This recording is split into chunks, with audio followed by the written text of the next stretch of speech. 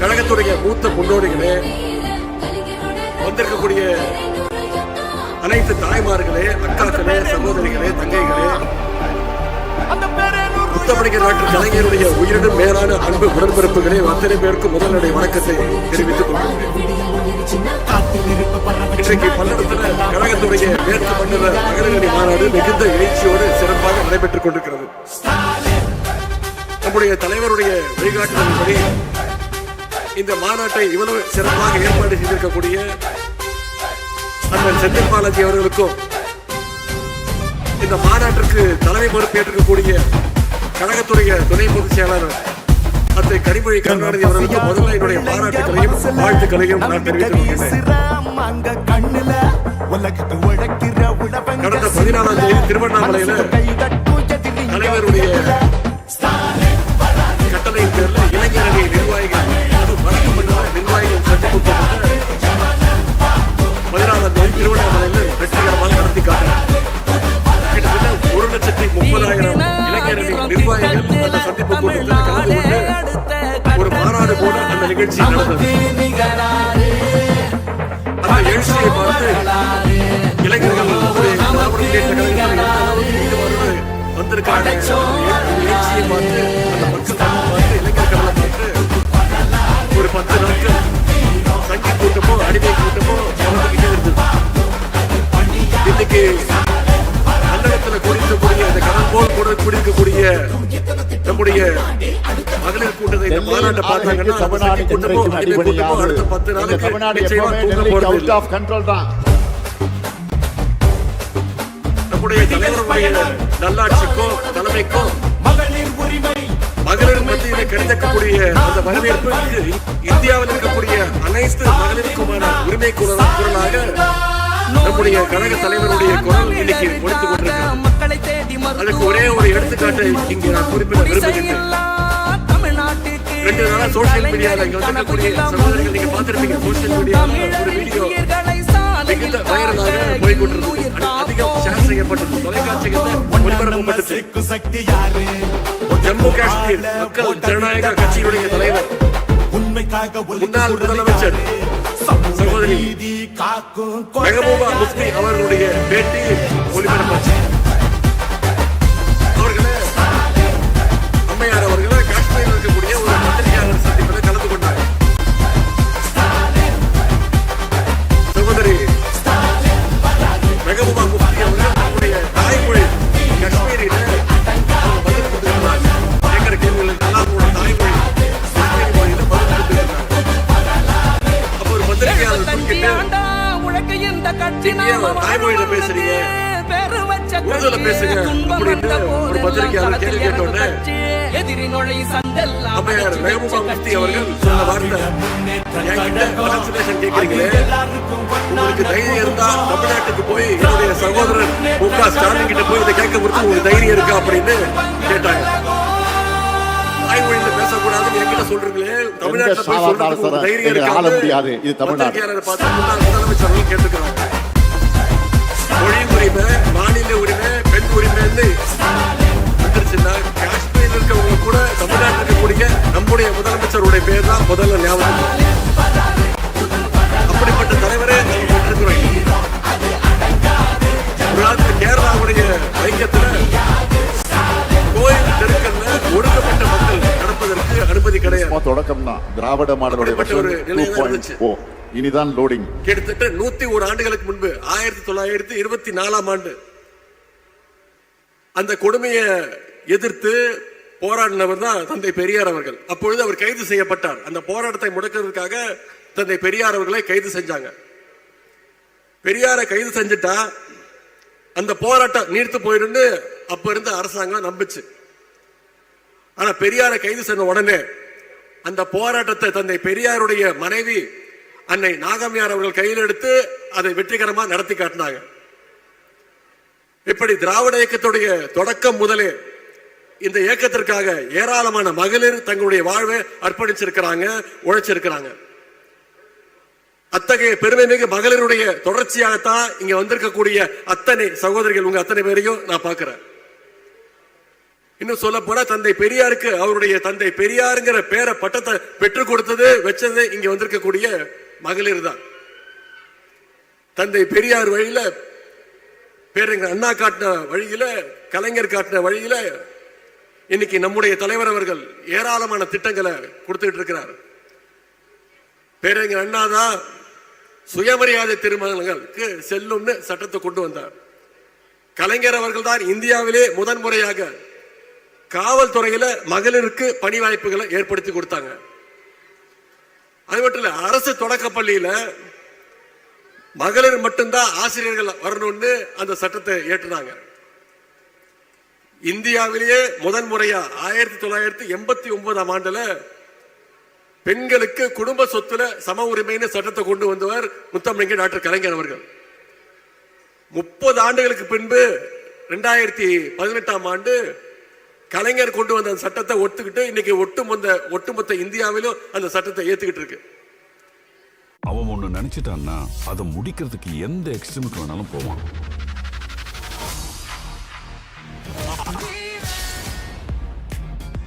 அம்மா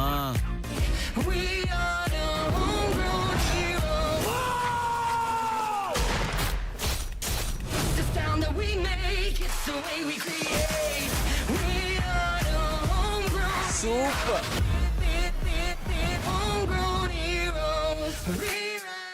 பெண்களுக்கான மகளிருக்கான விடியல் பயண திட்டம்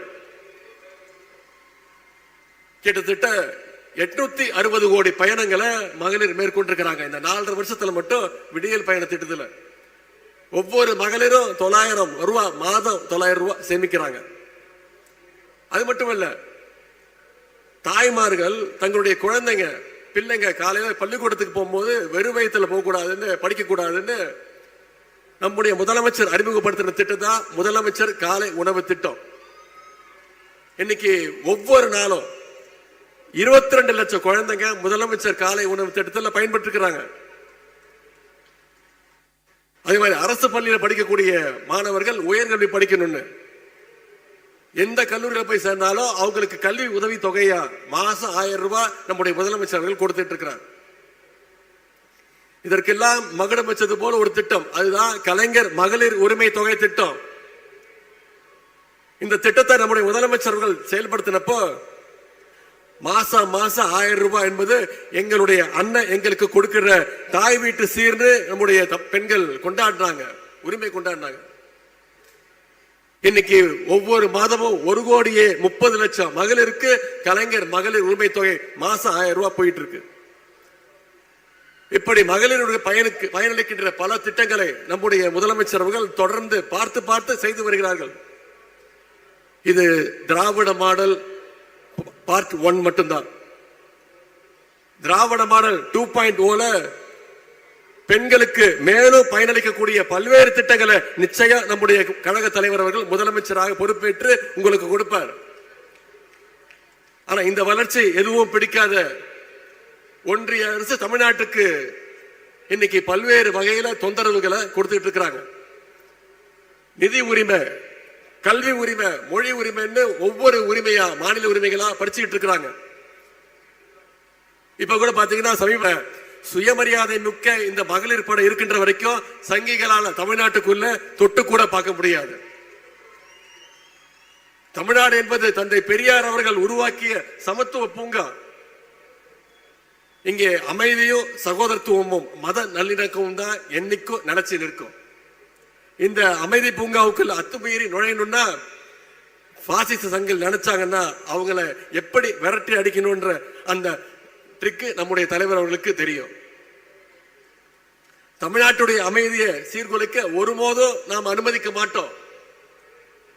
பாசிச சக்திகளுக்கு சலாம் போட்டு தமிழ்நாட்டுடைய கதவுகளை திறந்துவிட நாம் ஒன்னும் அண்ணா திமுக கிடையாது. அண்ணா உருவாக்கின திராவிட முன்னேற்ற கழகம், கலைஞர் வளர்த்தெடுத்த திராவிட முன்னேற்ற கழகம், தலைவர் அவர்களால் வழிநடத்தப்படுகின்ற திராவிட முன்னேற்ற கழகம்.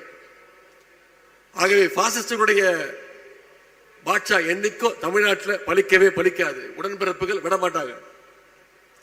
பாசிஸ்டுகள் இன்னைக்கு பழைய அடிமைகள், புதிய அடிமைகள் எத்தனை பேரை கூட்டிட்டு வந்தாலும் தமிழ்நாடு என்னைக்குமே தலைவர் சொல்வது மாதிரி டெல்லிக்கு அவுட் ஆஃப் கண்ட்ரோல் தான்.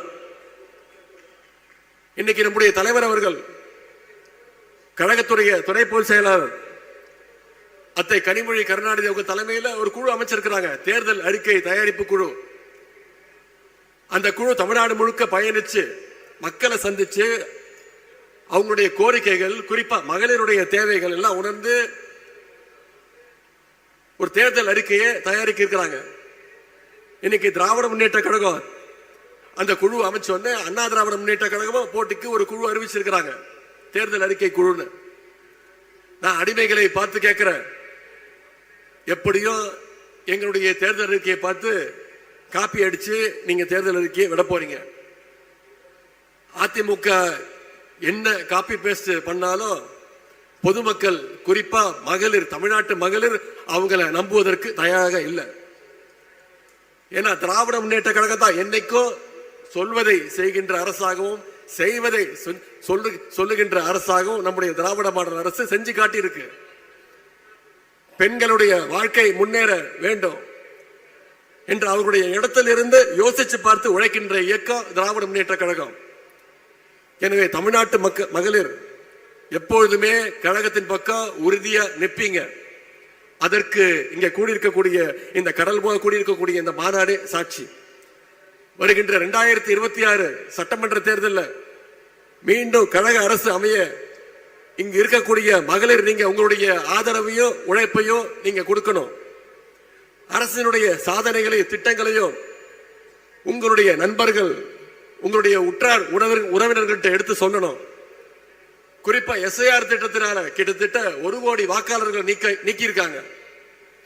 வரைவு வாக்காளர் பட்டியலில் உங்களோட பேர் இருக்கான்னு முதல்ல செக் பண்ணுங்க. உங்க பேர் மட்டும் இல்ல, உங்களுடைய குடும்பத்தினர் பேரு, உங்களுக்கு தெரிஞ்சவங்க, உங்களுடைய நண்பர்கள் பேரெல்லாம் இருக்கான்னு செக் பண்ணுங்க. ஒருவேளை இல்லைன்னா கழகத்துடைய BLA 2க்களை அணுகி உங்களுடைய பெயர்களை சேர்ப்பதற்கான அந்த விண்ணப்ப படிவங்களை நீங்க கொடுக்கணும். வருகின்ற ஜனவரி 18ஆம் தேதி வரைக்கும் நமக்கு நேரம் இருக்கு. தகுதியான ஒரு வாக்காளருடைய பெயர் கூட விடுபட்டு கூடாது. குறிப்பா மகளிர், உங்களுடைய ஒவ்வொரு வாக்கும் மிக மிக முக்கியம். உங்க வாக்கு உங்களுடைய கடமை மட்டுமல்ல, அது உங்களுடைய உரிமை. 2026 தேர்தல் அடிமைகளையும் பாசிஸ்டுகளையும் மீண்டும் நாம ஓட ஓட விரட்டி அடிக்க வேண்டிய தேர்தல். 7வது முறையாக கழகம் ஆட்சி அமைக்கணும்னா, 2வது முறையாக நம்முடைய தலைவர் மீண்டும் முதலமைச்சர் நாற்காலியில் உட்காரணும்னா, இங்க வந்திருக்கக்கூடிய மகளிர் நீங்க அத்தனை பேரும் ஒரு சபதம் எடுத்தாக வேண்டும். அடுத்த 100 நாட்கள் களத்தில் இறங்கி அந்த பிரச்சாரத்தை தமிழ்நாட்டு மக்கள் ஏன் உதயசூரியன் சின்னத்திற்கு நம்முடைய தலைவர் தலைமையிலான அந்த கூட்டணிக்கு வெற்றி பெற வைக்க வேண்டும் என்ற அந்த பிரச்சாரத்தை மக்கள் மத்தியில் நீங்கள் கொண்டு போய் சேர்க்க வேண்டும். அதற்கு இந்த மேற்கு மண்டல மகளிர் அணி மாநாடு ஒரு அடித்தளமாக அமைய வேண்டும் என்று கேட்டுக்கொண்டு, வெல்வோம் 200 படைப்போம் வரலாறு என்று கூறிக்கொண்டு இந்த வாய்ப்புக்கு நன்றி கூறி விடைபெறுகின்றேன். நன்றி, வணக்கம். கழக இளைஞரணி செயலாளர் மாண்புமிகு தமிழ்நாட்டின் துணை முதலமைச்சர் அவர்களுக்கு எங்களின் மனமார்ந்த நன்றியினை தெரிவித்துக் கொள்கிறோம். தற்போது வெல்லும் தமிழ் பெண்கள் மேற்கு மண்டல மகளிர் அணி மாநாட்டிற்கு தலைமை ஏற்றிருக்கும் கழக துணை பொதுச் செயலாளர் திருமிகு கனிமொழி கருணாநிதி அவர்களுக்கு கழக மகளிர் அணி சார்பாக சிறப்பு செய்யப்படுகிறது.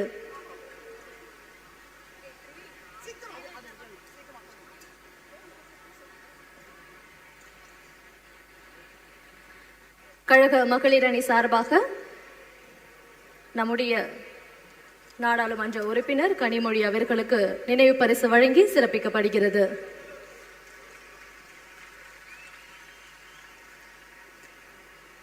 தொடர்ந்து நம் கழக இளைஞர் அணி செயலாளர் மற்றும் தமிழ்நாட்டின் துணை முதலமைச்சர் அவர்களுக்கு நினைவு பரிசு வழங்கி சிறப்பிக்க இருக்கிறார்கள்.